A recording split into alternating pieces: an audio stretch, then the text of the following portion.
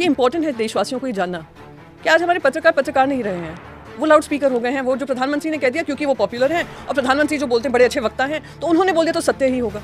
और मैं आपको बता दूं 2024 में सरकार बन रही है और जिन जिन ने घुटने टेके और जो उनके पैर में गिड़गिड़ा कर पड़े हुए हैं, जिन्होंने एजेंसीज का धर्म नहीं निभाया, अपनी ओथ का धर्म नहीं निभाया, जिन्होंने जर्नलिज्म का धर्म नहीं निभाया, उन सबको धर्म निभाना फिर से सिखाएंगे। नमस्कार दोस्तों, स्वागत है आप सभी का। आप देख रहे हैं मिस्टर इमाम। दोस्तों, आज का डिबेट वीडियो होने वाली है प्रियंका चतुर्वेदी और अमित देवगन के बीच में।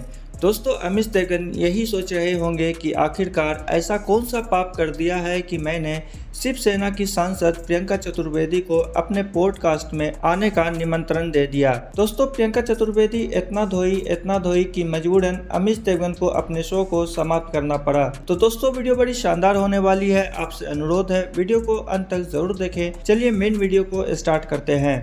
पिक्चर चालू करो बे।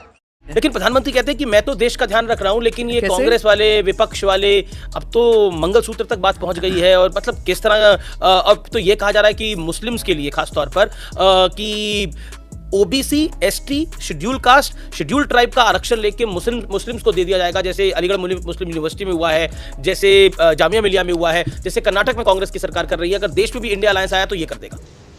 मरना तेरे को डर नहीं लगता? तो पता है कर्नाटका का जो ये चर्चा शुरू हुई है वो एच.डी. देवे गौड़ा जी ने ओबीसी कोटा में उनको डाला था। कन्वीनियंट मीडिया चैनल्स के लिए ये हो रहा है कि रिसर्च तो आजकल करता नहीं है, कोई तथ्य तो ढूंढने की कोशिश नहीं करता है।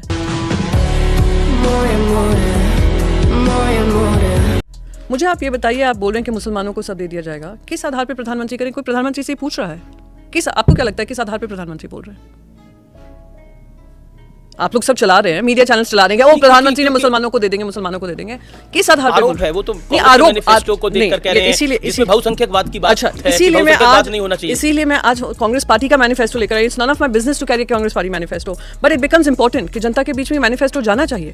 ये जो झूठ प्रधानमंत्री नरेंद्र मोदी जी के मुंह से निकल रहा है, ये बहुत ही दर्दनाक है। पेज 6 और 7 है इनके मैनिफेस्टो का, जो इक्विटी की बात करता है, सोशल जस्टिस की बात करता है। आप मुझे इसमें कहीं भी दिखा दीजिए कि मुसलमानों को उठाकर सब दे दिया जाएगा, या किसी धर्म के आधार पर दे दिया जाएगा, या किसी जाति के आधार पे दे दिया जाएगा। मैं आपको इनवाइट कर रही हूँ, ओपनली कह रही हूँ, पेज 6 और 7 है शायद इसका। हाँ, पढ़े मैंने 6 और 7। तो आपने जब पढ़ा है तो आप अपने चैनल पे अगर चलाते हैं तो झूठ फैला रहे हैं। लेकिन आप झूठ परोस रहे हैं। पर चैनल पे तो हम जो बयान होते हैं वो दिखाते हैं। मेरा क्वेश्चन ये है अमीश जी, आप लोग जर्नलिस्ट हैं, आप सब पत्रकार हैं, ठीक है, टीवी स्टूडियोज पे बैठे हैं, पर पत्रकारिता की डिग्री आपको मिली हुई है, मुझे नहीं मिली है। मैं एक व्यूअर हूँ, शायद मैं इतना रिसर्च नहीं करती हूँ जितना आप करते हैं, और हम उम्मीद करते हैं हमारे जर्नलिस्ट वो होंगे जो हमें सत्य से अवगत करें। लेकिन एक फैक्ट तो ये भी है ना कि इसी मैनिफेस्टो में ये है कि बहुसंख्यकवाद हम नहीं चलने देंगे। बहुसंख्यकवाद क्या है? अगेन मैं पेज 7 पे है ये, रिलीजियस एंड लिंग्विस्टिक माइनॉरिटीज। इसको आप पढ़िए, इसमें कहाँ लिखा है कि मेजॉरिटी नहीं चलेगी।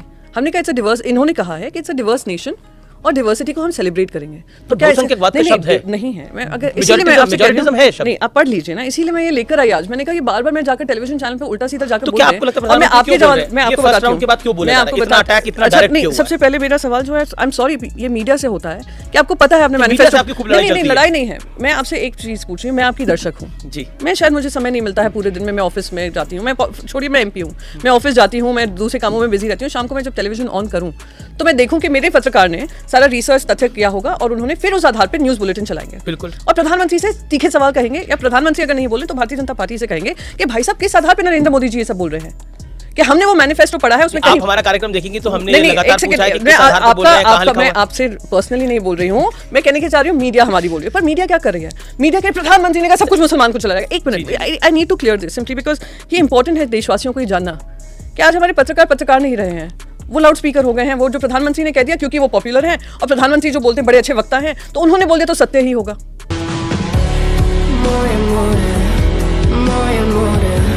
तो ये कहीं ना कहीं दूरी है। पर एनीवे, पर आपका आरोप है कि प्रधानमंत्री झूठ बोल रहे हैं। आरोप नहीं है, मैंने आपको साबित कर दिया है। अच्छा, फिर और अभी तो रुको, क्लाइमैक्स अभी बाकी है। फिर प्रधानमंत्री जी ने बकायदा झूठ फैलाया है, परोसा है भगवान श्री राम के नाम पे, हिंदू मुसलमान के नाम पे, और बैलेंस करना। और पता है देश में पहली बार हुआ होगा कि 21,000 से ज्यादा देश के इंडिविजुअल्स ने इलेक्शन कमीशन को डायरेक्टली लिखा कि एक्शन लिया जाना चाहिए। देश के इतिहास में पहली बार एक सिटिंग प्राइम मिनिस्टर के बारे में लोगों ने कहा एक्शन लीजिए।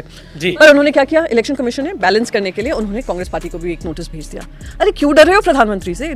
प्रधानमंत्री तो आते हैं जाते हैं, डरते तो देश को तो ऊपर रखो, देश की संस्थाओं को तो ऊपर रखो, देश की एजेंसीज को तो इंडिपेंडेंट रखो, क्यों घुटने टेक रहे हो? और मैं आपको बता दूं 2024 में सरकार बन रही है और जिन जिन ने घुटने टेके और जो उनके पैर में गिड़गिड़ा कर पड़े हुए हैं, जिन्होंने एजेंसीज का धर्म नहीं निभाया, अपनी ओथ का धर्म नहीं निभाया, जिन्होंने जर्नलिज्म का धर्म नहीं निभाया, उन सबको धर्म निभाना फिर से सिखाएंगे। आज मैं मर गया भैया। क्यों मर गया? कोई को मत बुलाना। नहीं, मैं तो चल... मेरे घर पे चलो। मतलब ये धमकी है या वार्निंग है? धमकी क्यों कहूँ? मैं कहूँ आज अगर मेरे देश की एजेंसीज देश की एजेंसीज अपने घुटने टेक देती हैं, वो मेरे देश हित में नहीं है, मेरे देश के खिलाफ काम हुआ है। अगर पत्रकारिता को 4th पिलर ऑफ डेमोक्रेसी कहते हैं, तो वो जो काम करती हैं, मैं आपको नहीं कह रही, मैं किसी को धमकी नहीं दे रही हूँ, तो उनको पत्रकारिता का धर्म क्या होता है? एक लेवल प्लेइंग फील्ड दीजिए ना। अरे यूपीए के कार्यकाल में देखिए सबसे ज्यादा मीडिया चैनल तभी बने थे क्योंकि इन्फॉर्मेशन ब्रॉडकास्टिंग ने made licensing easy and made broadcasting easier. कौन सा ऐसा चैनल था जिस पे स्कैम्स का के बारे में रोक लगाई होगी कि नहीं बोल सकते आप, या अगर आप बोलेंगे तो हम किसी ना तरीके से अगेंस्ट नेशनल सिक्योरिटी मानकर हम आपके ऊपर कार्रवाई करेंगे। यहाँ पे बाकायदा चैनल्स बंद कर दिए जाते हैं, चैनल्स पे एक हफ्ते का बैन लग जाता है। तो ये ध्यान दिलाना पड़ेगा कि भाई साहब आपकी भी रीढ़ की हड्डी है। तो मीडिया अपनी मैं क्योंकि आपने मीडिया पे बोला और मैं तो एजेंसीज के बारे में बोला, एक जर्नलिस्ट हूँ, तो मीडिया की रीढ़ की हड्डी है। अब बाकी याद दिलाना चाहती हूँ, लेकिन आपकी रीढ़ की हड्डी, अब रीढ़ की हड्डी सशक्त होके मैं सॉरी अमीश गृह मंत्री से भी पूछते हैं, नहीं प्रधानमंत्री से भी पूछते हैं। मुझे एक डेटा बस आपके सामने लाना पड़ेगा क्योंकि आपने कहा आप लोग सवाल पूछते हैं। तो एक अभी इस पे काम हुआ था कुछ दिन पहले कि कितने चैनल्स ने कौन से डिस्कशन किया, और अमीश जी आपका ही सबसे पहले रखूंगी। टोटल 49 डिस्कशंस हुए जो उन्होंने मैप किए हैं, जिसमें से प्रो मोदी 15 है, एंटी ऑपोजिशन 25 हैं। तो आप खुद देखिए ना कि लेवल पे, मैं आपकी पत्रकारिता पे सवाल नहीं उठा रही, मैं लेवल प्लेइंग फील्ड की बात। अब पता नहीं किसने रिसर्च करी, क्या करी। हमने तो कल भी सवाल पूछा है सरकार से। आजादी है बोलने की इस देश के अंदर, और आप भी हमसे सवाल पूछ सकते हैं और आपका पूरा अधिकार है। चल झूठा। बाकी इस वीडियो के बारे में आपकी क्या राय है कमेंट करके जरूर बताएं। ऐसे वीडियो और देखने के लिए हमारे YouTube चैनल को सब्सक्राइब करें। फिर मिलते हैं अगले वीडियो में, तब तक के लिए जय हिंद।